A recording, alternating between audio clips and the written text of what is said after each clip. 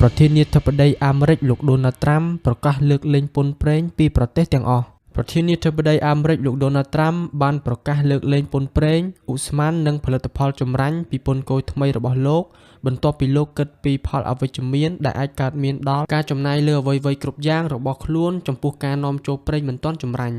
នេះបើយោងតាមសេតវិមានបានឲ្យដឹងកាលពីថ្ងៃពុធទី2ខែមេសា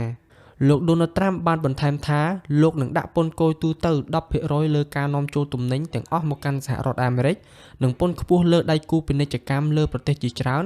ដែលបានធ្វើឲ្យសង្គ្រាមពាណិជ្ជកម្មកាន់តែមានកម្ដៅបន្ថែមទៀតនេះបើយោងតាមសារព័ត៌មាន Reuters បានចុះផ្សាយដោយឡែកចំពោះការនាំចូលថាមពលពីប្រទេសកាណាដានិងមិចស៊ិកត្រូវបានលើកលែងរួចហើយក្រោមកិច្ចព្រមព្រៀងពាណិជ្ជកម្មសេរីរវាងសហរដ្ឋអាមេរិកមិចស៊ិកនិងកាណាដាហេតុដូច្នេះការនាំចូលថាមពលរបស់ប្រទេសនេះមិនមានការយកពន្ធឡើយ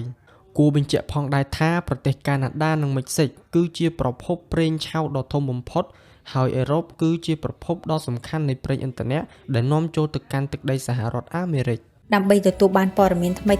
ពាក់ព័ន្ធនឹងហាងសេមីប្រចាំថ្ងៃព័ត៌មានសេដ្ឋកិច្ចប្រចាំថ្ងៃនិងព័ត៌មានសំខាន់ៗជុំវិញពិភពលោកអ្នកអាចតាមដានបានតាមរយៈ Channel Telegram របស់ Master Khan Academy ដែលគ្រាន់ចុចទៅលើ link ដែលបានដាក់នៅក្នុង caption ខាងក្រោមវីដេអូសូមអរគុណ